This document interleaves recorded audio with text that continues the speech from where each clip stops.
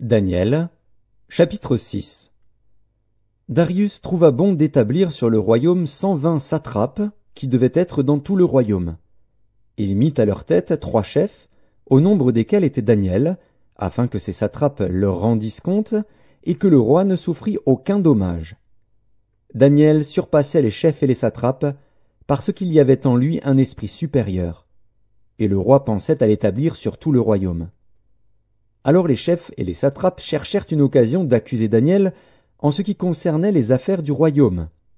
Mais ils ne purent trouver aucune occasion ni aucune chose à reprendre parce qu'il était fidèle et qu'on n'apercevait chez lui ni faute ni rien de mauvais.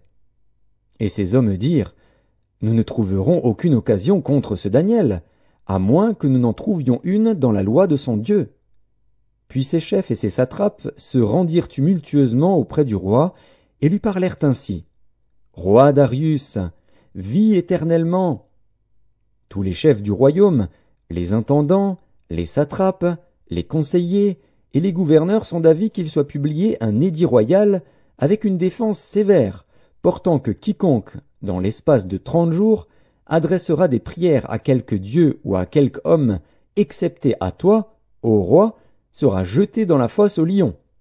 Maintenant, ô roi, confirme la défense et écris le décret, afin qu'il soit irrévocable, selon la loi des Mèdes et des Perses, qui est immuable. Là-dessus, le roi Darius écrivit le décret et la défense. Lorsque Daniel sut que le décret était écrit, il se retira dans sa maison, où les fenêtres de la chambre supérieure étaient ouvertes dans la direction de Jérusalem. Et 3 fois le jour il se mettait à genoux, il priait, et il louait son Dieu, comme il le faisait auparavant. Alors ces hommes entrèrent tumultueusement, et ils trouvèrent Daniel qui priait et invoquait son Dieu.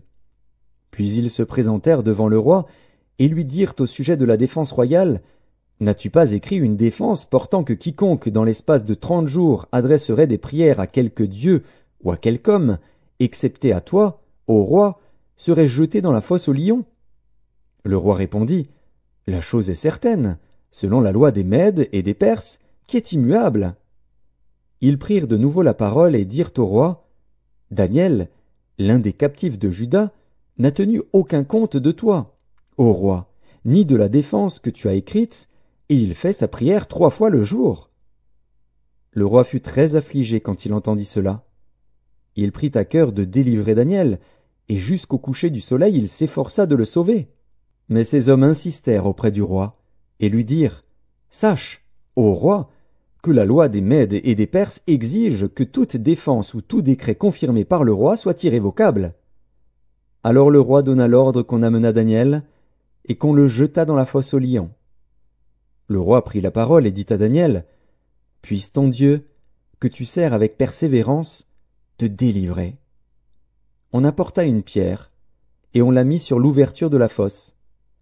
Le roi la scella de son anneau et de l'anneau de ses grands, afin que rien ne fût changé à l'égard de Daniel. Le roi se rendit ensuite dans son palais.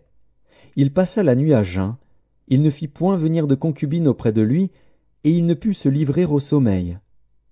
Le roi se leva au point du jour, avec l'aurore, et il alla précipitamment à la fosse aux lions. En s'approchant de la fosse, il appela Daniel d'une voix triste.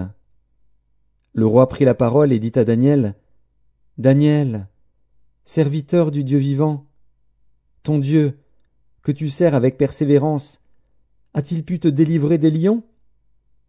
Et Daniel dit au roi: Roi, vis éternellement. Mon Dieu a envoyé son ange et fermé la gueule des lions, qui ne m'ont fait aucun mal, parce que j'ai été trouvé innocent devant lui. Et devant toi non plus, ô roi, je n'ai rien fait de mauvais.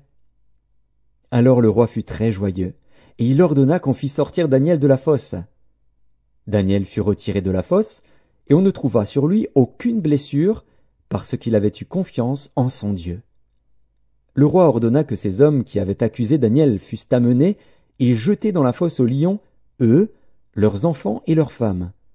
Et avant qu'ils fussent parvenus au fond de la fosse, les lions les saisirent et brisèrent tous leurs os. Après cela, le roi Darius écrivit à tous les peuples, à toutes les nations, aux hommes de toutes langues, qui habitaient sur toute la terre, que la paix vous soit donnée avec abondance. J'ordonne que, dans toute l'étendue de mon royaume, on ait de la crainte et de la frayeur pour le Dieu de Daniel, car il est le Dieu vivant, et il subsiste éternellement, son royaume ne sera jamais détruit, et sa domination durera jusqu'à la fin. C'est lui qui délivre et qui sauve, qui opère des signes et des prodiges dans les cieux et sur la terre. C'est lui qui a délivré Daniel de la puissance des lions. Daniel prospéra sous le règne de Darius et sous le règne de Cyrus, le Perse.